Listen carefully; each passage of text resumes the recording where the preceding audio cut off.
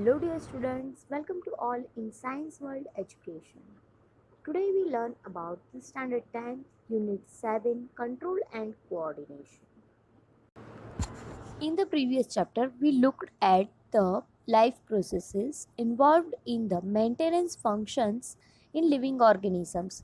It means कि हमने जो हमारे लास्ट चैप्टर के अंदर क्या पढ़ा था, तो लास्ट चैप्टर के अंदर हमने लाइफ प्रोसेसेस के बारे में पढ़ा था जो इन्वॉल्व होती हैं मेंटेनेंस फंक्शंस को, मतलब कि लिविंग ऑर्गेनिजम्स के फंक्शंस को कंटिन्यू करने में, सर्वाइव करने के लिए उनको हेल्पफुल होती है। तो कौन कौन सी लाइफ प्रोसेसेस है ऐसी, तो जैसे कि डाइजेस्टिव सिस्टम थी, उसके बाद में हमने क्या देखा था, तो उसके बाद में हमने देखा था excretory system, then we learn at about the circulatory system. तो ये सारे सिस्टम्स जो हैं उनके बारे में हमने हमारे लास्ट चैप्टर के अंदर पढ़ लिया था। There we had started with a notion we all have that if we see something moving it is alive। तो हमने कहाँ से उस चैप्टर की स्टार्टिंग की थी, तो हमने लिविंग और थिंग्स और नॉन लिविंग थिंग्स से चैप्टर की स्टार्टिंग की थी, जिसके अंदर हमने लिविंग थिंग्स किसको बोला था, तो लिविंग थिंग्स हमने उसी को बोल दिया था कि जो मूवमेंट करते हैं वो क्या है, लिविंग थिंग्स है। बट लिविंग थिंग्स के लिए हमने और भी बहुत सारे क्राइटेरियाज उसमें इंक्लूडेड किए थे। तो some of these movements are in effect the result of growth, मतलब कि इनमें से कुछ मूवमेंट्स ऐसी भी होती है जो ग्रोथ की वजह, मतलब कि ग्रोथ का रिजल्ट देती है।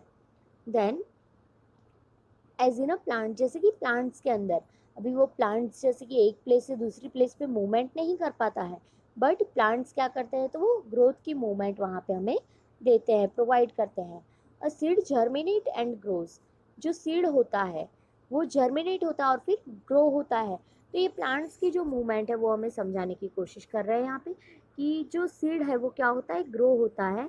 And we can see that and seedling moves over the courses of a few day, मतलब कि सीड जो है वो थोड़े ही दिनों में क्या हो जाता है, मतलब कि ग्रो होता है। जब जर्मिनेट होता है तो ग्रो होता है, और जब ग्रो होता है तो क्या करता है, जब वो ऊपर आता है तो सॉइल को, अपने आसपास की सॉइल को हटा के वो ऊपर आता है। It pushes soil aside and come out, अपने आसपास की सॉइल को पुश करके साइड में करके वो ऊपर आता है। But if it's a growth were to be stopped, but अगर उसका ग्रोथ वहीं पे स्टॉप हो जाता है तो क्या होगा, तो जो वो जर्मिनेटेड सीड है जो सॉइल से बाहर आके ऊपर आता है तो वो ऊपर नहीं आएगा, क्योंकि वहाँ का उसका ग्रोथ क्या हो गया, स्टॉप हो गया, इसलिए वो ऊपर डेवलप नहीं होगा। Then this movements would not happen, मतलब कि ये मूवमेंट वहाँ पर नहीं होती है। Some movements as animals, as in a many animals and some plants are not connected with the growth, मतलब कि कुछ मूवमेंट्स ऐसी होती है जो ग्रोथ के साथ कनेक्टेड नहीं होती है। जैसे कि हम जान सकते हैं, एक एग्जाम्पल के थ्रू अगर हम समझने की कोशिश करें तो कैट का भागना, मतलब रनिंग अ कैट, मतलब कि भागती हुई बिल्ली, तो बिल्ली कभी भी भाग सकती है। जैसे कि छोटी बिल्ली होती है तभी भी वो भागती है, और जब बड़ी हो जाती है तभी भी वो भाग सकती है। तो ये जो भागने की जो, मतलब बिल्ली जो भागती है तो उसके साथ में उसकी ग्रोथ का कोई भी रिलेशन नहीं होता है। Then children playing on swing, childrens जब प्ले करते हैं तो छोटे बच्चे भी झूला झूलते हैं, और बड़े होने के बाद में बड़े लोग भी झूला झूलते हैं। तो ये कोई, मतलब ये मूवमेंट जो है वो हमारी ग्रोथ के साथ रिलेटेड नहीं है। Buffaloes chewing a curd, this are not movements caused by growth, तो ये मूवमेंट ग्रोथ के साथ कनेक्टेड नहीं है। Why do we associate such visible movement with life, तो हम हमारी जो मूवमेंट है वो लाइफ के साथ में ऐसी मूवमेंट्स को हम कैसे देख सकते हैं। Possible answer is that we think of movement as a response to a change in the environment of the organism। तो यहाँ पे हम ऐसा बोल सकते हैं कि लाइफ में जो मूवमेंट होती है वो एसोसिएट किससे करती है, तो वो जो मूवमेंट है, तो इसका हम पॉसिबल आंसर ये दे सकते हैं कि जो रिस्पॉन्स होता है एनवायरनमेंट के, एनवायरनमेंट में जो भी चेंज आता है उसके सामने जो ऑर्गेनिज्म रिस्पॉन्स देता है, तो ये मूवमेंट उसके बेस्ड पे होती है। जैसे कि अ कैट में bye running because it has seen a mouse, मतलब यहाँ पे एक बहुत ही अच्छा सा एग्जांपल दिया है आपको कि एक बिल्ली है जो भाग रही है। क्यों भाग रही है, क्योंकि हो सकता है कि शायद उसने एक माउस को देखा इसलिए वो भाग रही है। तो अब माउस को देखना और देखने के बाद में उसके पीछे जो भागने की जो प्रोसेस है, तो ये जो प्रोसेस है, ये प्रोसेस जो रिस्पॉन्स है, वो मूवमेंट, वो एनवायरनमेंट के जो एनवायरनमेंट में प्रोसेस हो रही है, मतलब कि माउस को देखना, देखने की प्रोसेस है, उसको समझ में आया, इसी वजह से वो उसके पीछे भागती है। तो ये जो प्रोसेस है वो करते हैं। तो ये एनवायरनमेंट के सामने जो रिस्पॉन्स देते हैं उसके बेस पे ये प्रोसेस होती है। Not only that, we also think the movement as an attempt by living organism to use the changes in their environment to their advantages। मतलब कि ये जो मूवमेंट है, ये सिर्फ और सिर्फ उस अटेम्प्ट पे नहीं, बट लिविंग ऑर्गेनिजम्स जो है, जो कोई भी एनवायरनमेंट में चेंज होता है उसके बेस पे वो करते हैं। Plants grow out into the sunshine. Plants जो है वो सनशाइन में ग्रो होते हैं, ये भी हमें पता है। तो ये मूवमेंट जो है वो एनवायरनमेंट, मतलब सन की लाइट, सन की रेज अगर उसको मिलती है प्लांट्स को, तभी वो इजीली ग्रो कर पाएंगे, तभी वो फोटोसिंथेसिस प्रोसेस से अपना फूड खुद बनाते हैं और वो अपना ग्रोथ करते हैं। Childrens try to get a pleasure and fun out of a swinging, and buffaloes chew a cud to help a bark off the tough food so as to be able to digest it better।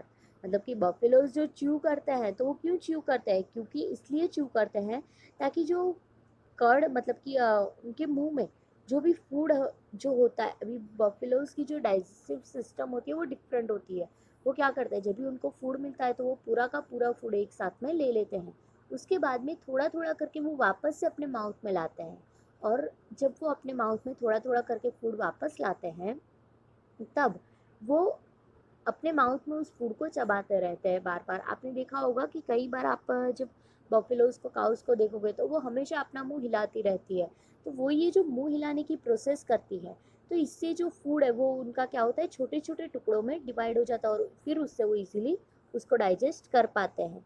तो ये process है वो environment, मतलब कि उनके जो body है उसके अकॉर्डिंगली वो करते हैं। अब आगे देखते हैं हम। When a bright light is focused on our eyes, when we touch a hot object, मतलब कि ये भी प्रोसेस होती है कि जब अगर ब्राइट लाइट या फोकस एकदम से अगर हमारी आईज के ऊपर डाला जाए, तो हम उसको विजिबल, मतलब कि उसको नहीं देख पाते हैं, उसको फोकस को हम उस ऑब्जेक्ट को नहीं देख पाते, हमारी आईज क्लोज हो जाती है। उसके बाद में अगर हमें दिया है कि अगर हम हॉट ऑब्जेक्ट को टच करते हैं तो हम क्या करेंगे, तो सडनली हम हमारा हाथ वापस खींच लेंगे। तो यही जो प्रोसेस है, जो एनवायरनमेंट के चेंजेस के सामने ये मूवमेंट हम रिस्पॉन्ड के फॉर्म में करते हैं। अभी क्लियरली अगर हम देखने जाए, तो ये जो अब लास्ट पैराग्राफ आपको इंट्रोडक्शन पोर्शन में दिया है, तो वो जो पैराग्राफ है वो बता रहा है कि कंट्रोल क्या है, और ये कंट्रोल के प्रिंसिपल्स क्या होते हैं, कौन कौन सी एक्टिविटीज़ हमें इस चैप्टर में पढ़नी है।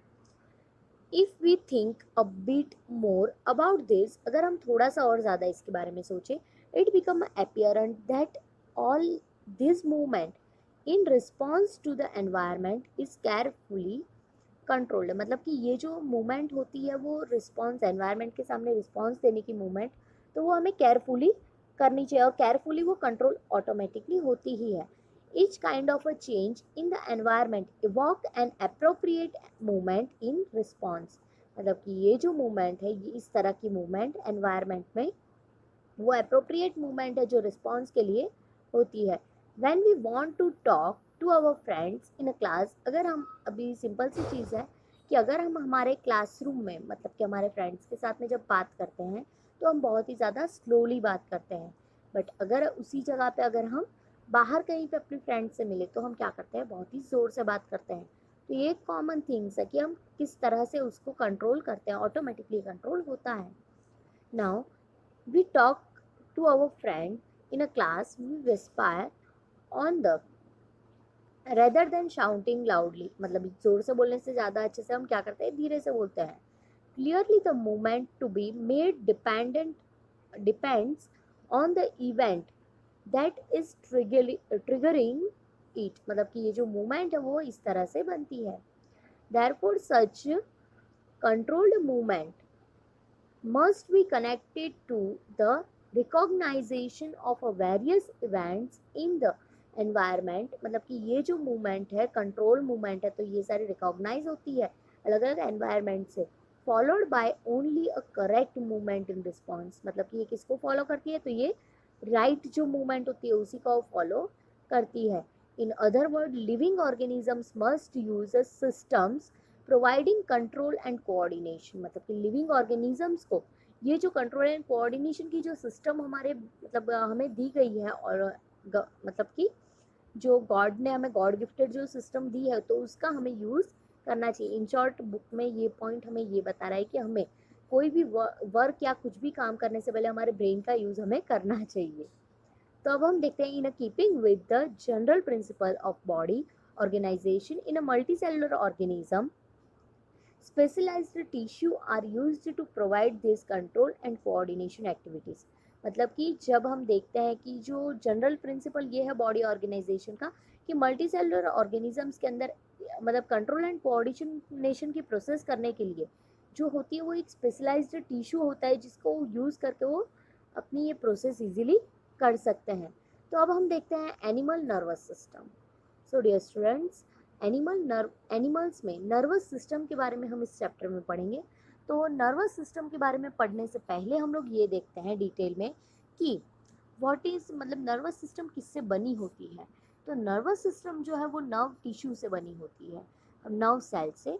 अब ये जो नर्व सेल है वो क्या होता है और उसका मेन मतलब स्ट्रक्चर क्या है और उसका मेन फंक्शन क्या है।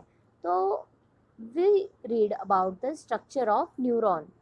तो अभी स्ट्रक्चर ऑफ न्यूरॉन के अंदर क्या है, तो पहले मैं ऐसे ही आपको समझा देती हूँ, उसके बाद में हम पॉइंट वाइज टेक्स्ट बुक के हिसाब से देख लेते हैं। तो देखिए यहाँ पे मैं आपको हर एक लाइन के हिसाब से जो भी क्वेश्चंस आते हैं आपके 1 marker 2 marker 3 marker important questions, तो वो मैं आपको नोट डाउन करवा दी जाऊंगी, तो आप लोग नोट डाउन कीजिएगा। नाउ अभी हम देख रहे हैं structure of the nervous tissue और नर्वस नर्व सेल या फिर न्यूरॉन। तो ये जो स्ट्रक्चर है इसको हमने कॉमनली क्या बोलते हैं कि ये जो स्ट्रक्चर है उसको 3 पार्ट्स में डिवाइड करते हैं। फर्स्ट पार्ट है सेल बॉडी, सेकेंड पार्ट है axon and the third one is the nerve ending. Cell body जो है वो न्यूक्लियस और डेंड्राइट्स को इंक्लूडेड करती है। अब इसका वर्क इसका वर्क प्रोसेस क्या है और फंक्शन क्या है नर्वस टिश्यू का, तो वो हम जानते हैं कि डेंड्राइट्स जो है वो क्या करेंगे। तो यहाँ पर डेंड्राइट्स जो है वो इंफॉर्मेशंस कलेक्ट करते हैं हमारी बॉडी के सारे ऑर्गन से। उसके बाद में उस इंफॉर्मेशन को वो कौन से बेस में कनेक्ट करते हैं, तो वो जो इंफॉर्मेशन लेते हैं वो केमिकल फॉर्मेशन में होती है। उसके बाद में वो इंफॉर्मेशन आती है सेल बॉडी में। अब सेल बॉडी के अंदर जो इंफॉर्मेशन आती है तो वहाँ पे सेल बॉडी के अंदर वो इंफॉर्मेशन कन्वर्ट होती है इलेक्ट्रिकल इम्पल्सेस में। Electrical impulses it means always a positive और नेगेटिव साइन में वो कन्वर्ट होती है। उसके बाद में वो कहाँ पे जाएगी, तो वो इन्फॉर्मेशन उसके बाद में एक्सॉन में जाएगी। अब एक्सॉन जो है वो एक्सॉन के थ्रू वो इन्फॉर्मेशन नर्व एंडिंग तक पहुँचती है। अब नर्व एंडिंग और दूसरे नर्व सेल का जो डेंड्राइट्स है इन दोनों के बीच में बहुत ही माइनर सा स्पेस होता है, और इस स्पेस को हम क्या बोलते हैं, तो इस स्पेस को हम बोलते हैं साइनेप्स। ध्यान रखना दो नर्व सेल्स के बीच में बहुत ही ज़्यादा माइनर सा स्पेस होता है जिसको हम साइनेप्स बोलते हैं। अब ये जो एक्सॉन है इसके ऊपर एक प्रोटेक्टेड शीट होती है जिसको हम माइलिन शीट बोलते हैं। और यहाँ पे जो आपको ये छोटे छोटे राउंड लाइक स्ट्रक्चर्स दिख रहे हैं मतलब एक्सॉन के अंदर, तो वो जो सेल है उसको हम रेनवियर्स नोड कहते हैं। अब इसके बारे में डिटेल्स और इसके फंक्शंस आपको यहाँ पे टेक्स्ट बुक में नहीं दिए गए हैं। तो अब हम देखते हैं कि नर्व सेल का फंक्शन क्या है और नर्व सेल कैसे वर्क करते हैं, तो उसके बारे में टेक्स्ट बुक के हिसाब से हम लाइन टू लाइन देख लेते हैं। In animal such a control and coordination are provided by neuron nervous and muscular tissue, मतलब कि जो कंट्रोल एंड कोऑर्डिनेशन की जो प्रोसेस है वो क्या कौन प्रोवाइड करता है, कंट्रोल एंड कोऑर्डिनेशन एनिमल्स में नर्वस टिश्यू और मस्कुलर टिश्यू उसको प्रोवाइड करते हैं, which we have studied in a class 9th standard में। हम लोगों ने चैप्टर नंबर 6 टिश्यू के अंदर इसके बारे में डिटेल पढ़ चुके हैं, फिर भी अभी हम वापस से उसको देख लेते हैं। Touching a hot object is an urgent and a dangerous situation for us, मतलब कि अगर हम गर्म चीज़ को हाथ लगाते हैं तो वो हमारे लिए एकदम अर्जेंट और डेंजरस, मतलब कि डेंजरस सिचुएशन है कि अगर हमें पता नहीं चलता है कि ऑब्जेक्ट हॉट है या कोल्ड है तो हम क्या करेंगे, अपना हाथ नहीं हटाएंगे, और अगर हम अपना हाथ नहीं हटाते तो क्या हो सकता है, हम उससे जल सकते हैं। We need to detect it, हमें उससे पहचानना पड़ता है कि भाई ऑब्जेक्ट गर्म है, एंड रिस्पॉन्ड टू इट, और हमें उसके सामने उसका रिस्पॉन्स भी देना पड़ता है। How do we detect that we are touching a hot object, तो हम ये डिटेक्ट कैसे करते हैं कि हमने गर्म चीज़ को हाथ लगाया है। तो all the informations from our environment is detected by the specialized tips of some nerve cell, मतलब कि ये जो environment में जितनी भी information है, ये सारी information जो environment से मिलती है, detect होती है, तो वो specialized tissue से detect होती है। specialized cell होता है इसके लिए human body में, जिसको हम क्या बोलते हैं, नर्व सेल कहते हैं। This receptors are usually located in our sense organs, और ये जो रिसेप्टर्स है वो हमारे सेंस ऑर्गन्स में ऑलरेडी प्रेजेंट होते हैं। अब सेंस ऑर्गन्स कौन कौन से, तो हमारा नोज़ है, हमें जो मतलब कि हमारी स्किन है, जो टच है हमारा, उसके बाद में हमारा इनर ईयर है, तो ये जो है वो हमारे सेंस ऑर्गन है। तो ये सेंस ऑर्गन्स में ये इंफॉर्मेशन क्या होती है, ये रिसेप्टर्स लोकेटेड होते हैं। In a gustatory receptors will detect a taste, while olfactory receptors will detect a smell। अब जो हमारे गैस्ट्रेटरी रिसेप्टर्स है वो क्या करते हैं, तो वो हमारा टेस्ट डिटेक्ट करते हैं, क्योंकि हमारे जो टंग के आसपास की जो रिसेप्टर्स है वो हमारा टेस्ट डिटेक्ट करते हैं, और उसके बाद में जो ऑल्फैक्टरी रिसेप्टर्स है वो हमारी मतलब कि हमारे नोज़ की साइड के रिसेप्टर्स वो क्या करते हैं, वो हमारी स्मेल को डिटेक्ट करते हैं। Then this information is acquired at the end of the dendritic tip of a nerve cell, मतलब कि ये जो इंफॉर्मेशन है वो कहाँ से वो कनेक्ट करते हैं, तो वो इंफॉर्मेशन डेंड्राइट टिप्स उसको कलेक्ट करते हैं।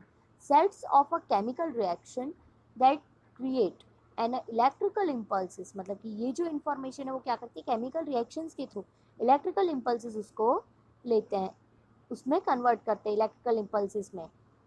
Then this impulses travels from dendrite to the cell body, मतलब कि ये मैंने जैसे आपको समझाया था, अभी वही प्रोसेस आपको वापस से रिटर्न समझा रहे हैं कि ये जो इम्पल्सिस है वो कहाँ पे आते हैं, वो डेंड्राइट से होते हुए सेल बॉडी में आते हैं, और उसके बाद में सेल बॉडी से कहाँ पे जाएंगे, तो एक्सॉन से नर्व एंडिंग तक जाते हैं, and then along the axon to its end, and मतलब कि नर्व एंड के बारे में बात हो रही है यहाँ पे।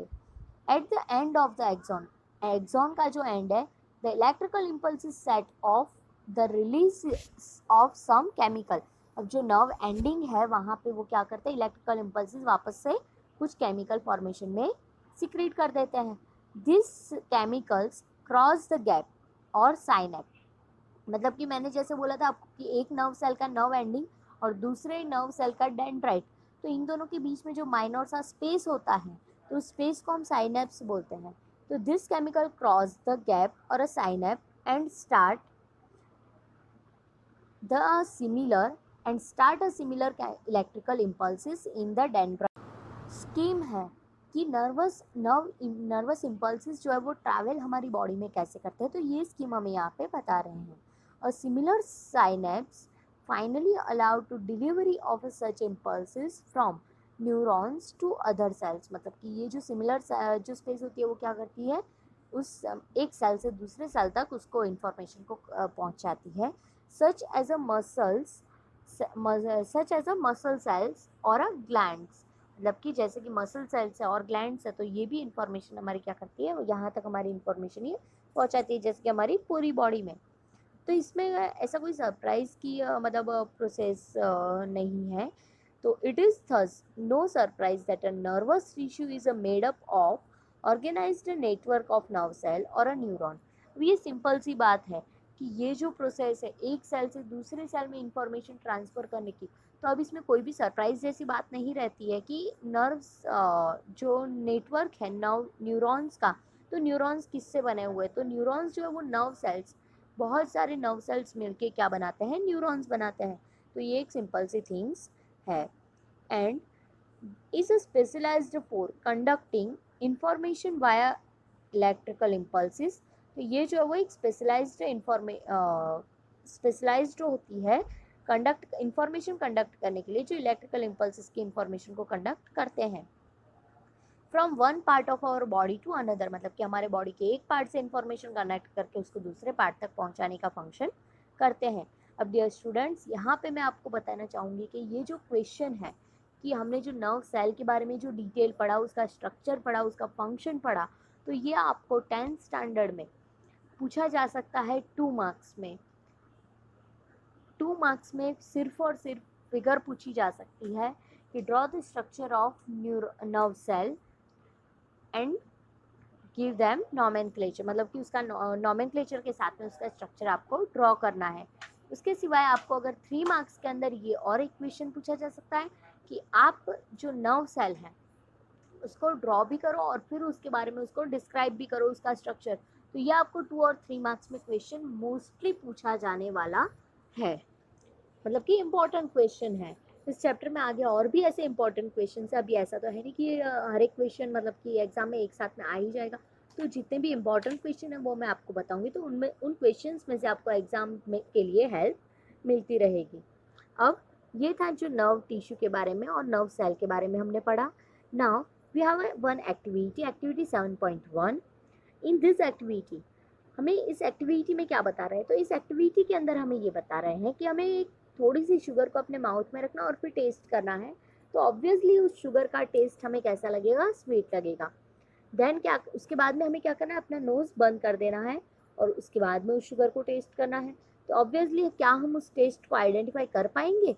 नहीं, इतना इजीली मतलब कि हम उसको आइडेंटिफाई नहीं कर सकते कि वो कैसा टेस्ट है, वो स्वीट है, सॉल्टी है, ऐसे नहीं आइडेंटिफाई कर पाएंगे।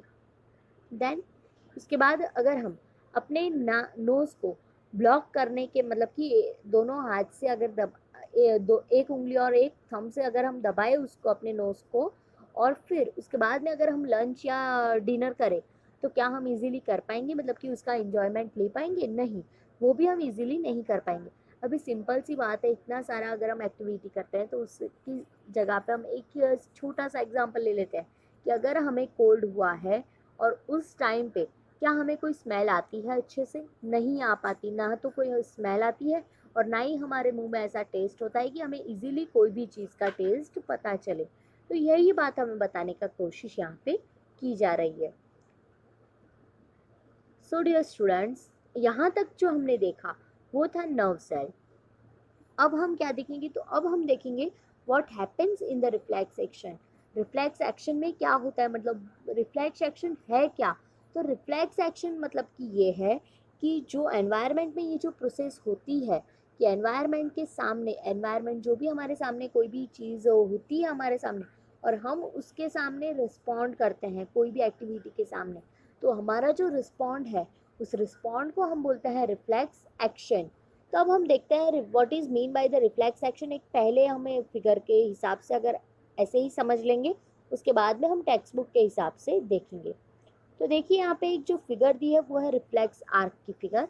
अब रिफ्लेक्स आर्क के अंदर आपको ये समझाने की कोशिश कर रहे हैं कि रिफ्लेक्स आर्क किसको बोलते हैं। तो जो प्रोसेस है रिफ्लेक्शन की, अगर ये प्रोसेस जो हमारी बैकबोन मतलब कि हमारी जो स्पाइनल कॉर्ड है उससे होती है, मतलब उससे जो रिसेप्टर है जो इंफॉर्मेशन को वापस रिटर्न कर देते हैं, तो इस प्रोसेस को हम रिफ्लेक्स आर्क बोलते हैं। और उसके बाद में जो हमारी ब्रेन तक जो मैसेज जाता है कि भाई ये प्रोसेस हुई है या फिर ऐसा कुछ हमने किया है, तो ये जो मैसेज हमारे ब्रेन तक पहुंचता है, तो ये प्रोसेस मतलब कि अब जो पूरी प्रोसेस है मैसेज मतलब प्रोसेस पूरी होने की और मैसेज हमारे ब्रेन तक पहुंचने की, तो इस प्रोसेस को हम रिफ्लेक्स एक्शन बोलते हैं। अब हम देखते हैं क्या है रिफ्लेक्स आर्क। तो the mean of the reflex arc it means कि एनवायरनमेंट के सामने, जैसे कि हम एक एग्जांपल के थ्रू यहाँ पे समझने की कोशिश करेंगे। यहाँ पे आपको एक एग्जांपल दिया है, अभी एक हॉट कप दिया है आपको। अब आप क्या कर रहे हो, उस हॉट कप को अचानक से टच कर रहे हो। तो अगर आप टच कर रहे हो तो आपकी स्किन की जो रिसेप्टर है वहाँ पे पेन होगा, तो वो जो रिसेप्टर है वो क्या करेंगे, वो सेंसरी ऑर्गन्स में क्या आया हुआ होता है, तो नर्व सेल्स प्रेजेंट होते हैं। तो ये जो नर्व सेल्स है वो क्या बनाते हैं, तो वो नर्व्स बनाते हैं। अभी ये जो न्यूरॉन्स है, तो ये सेंसरी न्यूरॉन्स क्या करेंगे, सेंसरी न्यूरॉन्स उस इंफॉर्मेशन को हमारी स्पाइनल कॉर्ड तक पहुंचाते हैं। अभी स्पाइनल कॉर्ड के अंदर हमारी बॉडी की सारी जितनी भी न्यूरॉन्स है वो सारी न्यूरॉन्स कहाँ पे मिक्स होती है, कहाँ पे इकट्ठा होती है, तो ये सारी ही न्यूरॉन्स जो है वो स्पाइनल कॉर्ड में इकट्ठा होती है। अब स्पाइनल कॉर्ड से जो मैसेज होता है वो कन्वर्ट होता है, वो रियली न्यूरॉन्स तक पहुंचता है। मतलब कि हमें जो, जैसे कि हमने गर्म ऑब्जेक्ट को टच किया तो हमारे सेंसरी न्यूरॉन्स उस इंफॉर्मेशन को स्पाइनल कॉर्ड तक पहुंचाएंगे कि भाई किसी ऑब्जेक्ट को टच किया है और वो हॉट है। अब हमारी स्पाइनल कॉर्ड क्या करती है, तो स्पाइनल कॉर्ड जो है वो रियली न्यूरॉन्स जो है उसके थ्रू हमें मैसेज पहुंचाती है कि भाई ऑब्जेक्ट गर्म है तो आप अपना हाथ वापस खींच लो। तो ये जो न्यूरॉन्स है वो मोटर न्यूरॉन्स तक इंफॉर्मेशन पहुंचाते हैं, और ये जो मोटर न्यूरॉन्स है वो मोटर न्यूरॉन्स हमारे इफेक्टेड ऑर्गन तक इस इंफॉर्मेशन को पहुंचाते हैं। और इफेक्टेड ऑर्गन तक जब इंफॉर्मेशन आती है तो हम क्या कर लेते हैं, वो अपना हाथ वापस खींच लेते हैं। अब ये जो प्रोसेस हुई हमारी, तो ये प्रोसेस का जो थिंग है, तो वो उसके बाद में प्रोसेस हो जाने के बाद में क्या करता है, तो स्पाइनल कॉर्ड मैसेज पास करता है हमारे ब्रेन को कि भाई किसी गर्म चीज़ को हाथ लगाया था तो वो तुरंत ही हाथ वापस खींच दिया। तो ये मैसेज फिर बाद में हमारे ब्रेन को पास ऑन होता है। तो चलिए अब हम देखते हैं टेक्स्ट बुक के हिसाब से। वैसे तो मोस्टली टेक्स्ट बुक के अंदर यही जो मैंने एक्सप्लेनेशन किया वही घुमा फिरा के बता रहे हैं, फिर भी हम एक बार का डिटेल देख लेते हैं कि क्या है। कहीं पे अगर हमारा, मतलब कि मेरा ये टेक्स्ट बुक के हिसाब से लेने का मेन रीज़न ये है कि कहीं पे भी आपका एक भी टॉपिक या एक भी क्वेश्चन 1 मार्कर भी आपका छूट ना जाए लाइंस में से। तो चलिए अब हम देखते हैं वापस से कि रिफ्लेक्स एक्शन क्या है। The word reflex is a word we use a very commonly when we talk about some sudden action in response to something in the environment। मतलब कि रिफ्लेक्स हम कॉमनली वर्ड यूज करते हैं जो environment के सामने हम सडन रिस्पॉन्ड करते हैं, उसके लिए हम रिफ्लेक्स वर्ड यूज करते हैं। वी से आई jumped out of a way of the bus. Reflex हम बोल सकते हैं कि मैं अचानक से बस में से कूद गया। और I pulled my hand back from the flame reflexly, मतलब कि मैंने अपने हाथ क्या किए, एकदम से पीछे खींच लिया किसी गर्म चीज को हाथ लगाने से। उसके बाद में फ्लेम में हाथ जाने से एकदम से मैंने अपना हाथ वापस खींच लिया।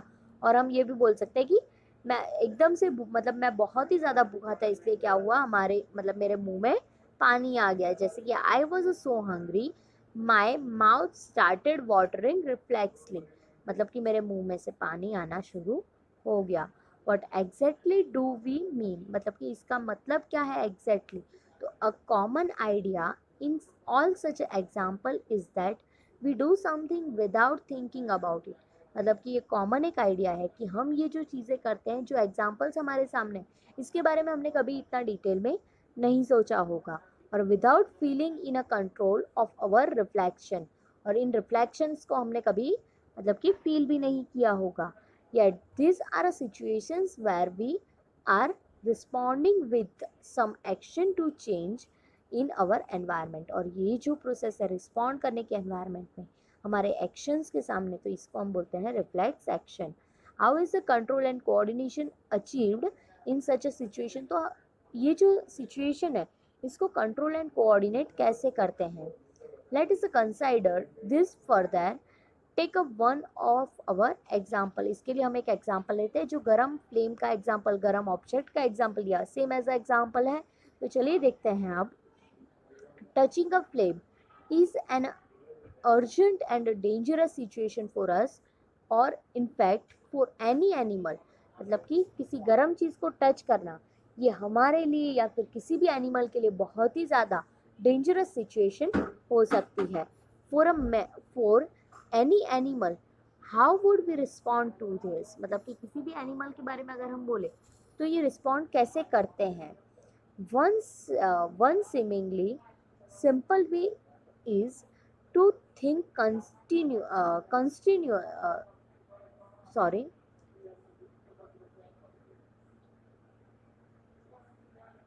to think continuously about the pain and the possibility of getting burn. मतलब कि हम कंटिन्यूसली अगर सोचे कि पेन के बारे में, या फिर हम ये पॉसिबिलिटी है कि हमें बर्न हो सकता है अगर हम कंटिन्यू किसी भी चीज़ को अगर टच करते हैं गर्म चीज़ को तो हम बर्न हो सकते हैं। और and therefore move our hand, और इसीलिए हम क्या करते हैं, हमारा हाथ वापस खींच लेते हैं। And a important question then is how long will it take us to think all this, मतलब कि हम कितना टाइम लेते हैं ये सब सोचने के लिए, ये हमारे लिए इम्पोर्टेंट है. The answer depends on how we think. तो इसका आंसर ये है कि हम कितना सोचते हैं. If nerve impulses are sent around the way we have talk about earlier, तो नर्व इम्पल्सेस जो है वो हमें वेज इसका बताते हैं.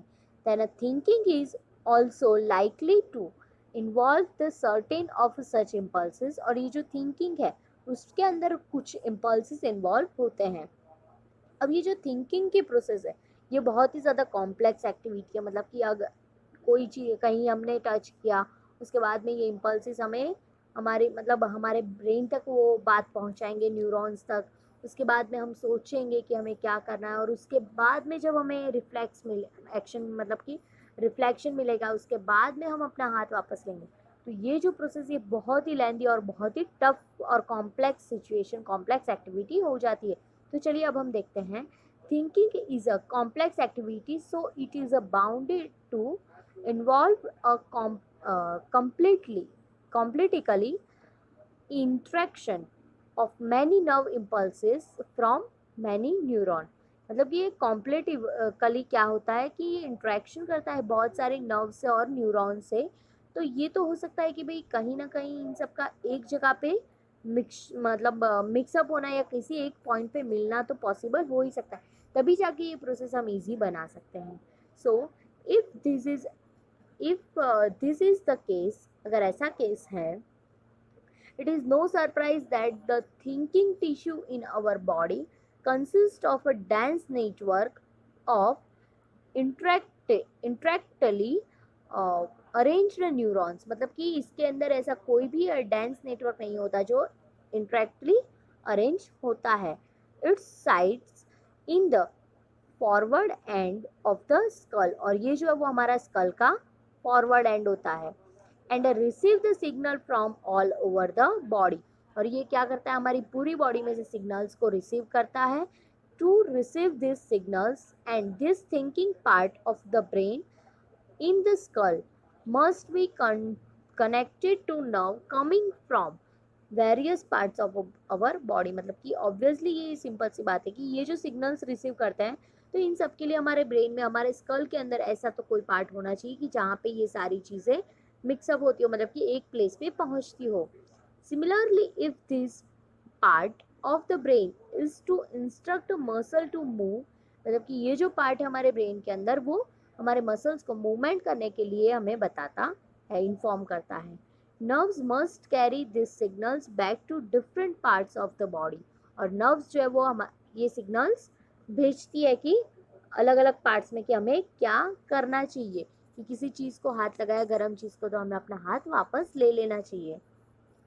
If all of this is to be done when we touch a hot object, it may taken enough time for us to burn. अगर हम इतना सोचेंगे तो फिर क्या होगा, इसके लिए हम इजीली बर्न हो सकते हैं. तो बर्न होने के लिए ज़्यादा टाइम हमें मिल सकता है. तो इसलिए जो है हमें क्या चाहिए, तो हमें एक क्विक रिस्पॉन्स चाहिए. और एक क्विक रिस्पॉन्स हमें कैसे मिलता है तो वो अब हम देखते हैं. How does the design of the body solve this problem. तो हमारी बॉडी की ये जो डिज़ाइन है वो किस तरह से इस प्रॉब्लम को सॉल्व करती है. तो rather than having to think about the sensation of heat, तो हमारे जो हीट के जो सेंसेशन मतलब कि हमारे टच के जो सेंसेशन है वो क्या करते हैं, हीट को पहले ही जान लेते हैं. अब का जो पैराग्राफ है जो पैरा है वो मैंने आपको जो फिगर के अंदर समझा उसी तरह के आपका एक्सप्लेनेशन दिया है. यहाँ से आगे का जो था वो इतना ज़्यादा इम्पोर्टेंट, मतलब कि इस टॉपिक के अंदर जो हमने पढ़ा यहाँ से आगे तक का वो इतना ज़्यादा इम्पोर्टेंट नहीं था. अभी रिफ्लेक्स आर्क क्या है वो इस टॉपिक के अंदर इस पैराग्राफ में आपको पता चलेगा, जो मैंने आपको बताया उसी तरह से. If the nerves that detect the heat, मतलब कि हमारी नर्व्स क्या करती है, हमारे सेंसेशन जो है वो हीट को डिटेक्ट करते हैं. Where to be conducted to nerves that move muscles in a quickly way, in a simpler way. और ये जो है वो क्या करती है, तो कंडक्ट करती है हमारे नर्व्स को मूव करने के लिए, मसल्स को मूव करने के लिए सिंपल वे में. The process of detecting the signal of the input and responding to it by an output action might be. Complicated quickly, मतलब कि ये जो रिस्पॉन्ड है जो सिग्नल्स के सामने इनपुट और आउटपुट का, तो ये क्या है, ये कॉम्प्लिकेट रिस्पॉन्ड है, मतलब कि और ये जो रिस्पॉन्स है, सॉरी कॉम्प्लिकेट नहीं, बट ये जो रिस्पॉन्ड है इनपुट और आउटपुट का रिस्पॉन्ड वो एकदम ही क्विकली रिस्पॉन्ड है। और ये जो क्विकली रिस्पॉन्ड है सच अ कनेक्शन इज, तो ऐसे कनेक्शन को हम कॉमनली क्या कहते हैं, ऐसे कनेक्शन को हम कॉमनली रिफ्लेक्स आर्क बोलते हैं। याद रखना फ्रेंड्स, रिफ्लेक्स आर्क के डिफाइन आपको 1 मार्कर क्वेश्चन के अंदर आ सकती है और 2 और 3 मार्क्स के क्वेश्चन के अंदर आपको इसका डिटेल एक्सप्लेनेशन भी पूछ सकते हैं। Where should such a reflex arc connections be made between the input nerve and the output nerve, मतलब कि ये जो input nerve और output nerve का जो connection है वो कहीं ना कहीं तो मिलता होना चाहिए। The best place of course, हाँ इसकी बेस्ट प्लेस ये है, would be at the point where the first meet chord on their way to the brain, मतलब कि ये जो है वो क्या होती है, सॉरी मीट ईच अदर, ये जो हमारी नर्व सेल्स है वो सब क्या करती है, पहले तो एक दूसरे से मिलती है। Nerves from all over the body meet in a bundle in the spinal cord, मतलब कि जितनी भी नर्व्स है हमारी बॉडी में वो सारी कहाँ पे हमें मिलती है, तो वो सारी ही नर्व स्पाइनल कॉर्ड में एज अ बंच मिलती है। और उसके बाद में क्या होता है, तो उसके बाद में जो नर्व्स है स्पाइनल कॉर्ड में जो मिलती है उसके बाद में their way to the brain, उसके बाद वो हमारे ब्रेन तक पहुंचती है। Reflex arcs are formed in this spinal cord itself, although the information input also goes on to reach the brain, और ये जो रिफ्लेक्स आर्क की जो इंफॉर्मेशन जो फॉर्म हो रही है वो हमारे स्पाइनल कॉर्ड से ऑटोमेटिकली हमें रिफ्लेक्शन, मतलब कि रिफ्लेक्स आर्क दे देती है, रिफ्लेक्स दे देती है। उसके बाद में क्या करती है, वो इनपुट को हमारे ब्रेन तक पहुंचाती है। Of course reflex arc have evolved in the animals because the thinking process of the brain is a not fast enough, मतलब कि हमारी जो रिफ्लेक्स आर्क की जो प्रोसेस है वो इवॉल्व होती है एनिमल्स में, क्योंकि जो उनकी थिंकिंग प्रोसेस है वो इतनी फास्ट और इतनी रैपिड नहीं होती। In fact, many animals have a very little or a none of the complex neuron network needed for a thinking, और यहाँ पे हम बोल सकते हैं कि जो छोटी सी लिटल और जो कॉम्प्लेक्स न्यूरॉन नेटवर्क है वो भी रिक्वायर्ड होता है थिंकिंग के लिए। So it is a quite likely that reflex arc have evolved as effectively way of functioning in the absence of true thought process, और ये जो process है वो right thought process है। Now however, even after a complex neuron network have come into the existence, और ये जो complex neuron network है वो यहाँ पे हमें मिलता है। Reflex are continue to be more efficient and quick response, और रिफ्लेक्स आर्क की जो प्रोसेस है वो कंटिन्यूस प्रोसेस और वो मोर एफिशिएंट प्रोसेस भी है और क्विक रिस्पॉन्ड भी हमें करती है। तो ये था हमारा रिफ्लेक्स आर्क के बारे में आज का लेक्चर, और अब हम हमारे नेक्स्ट लेक्चर के अंदर ह्यूमन ब्रेन के बारे में डिस्कशन करेंगे।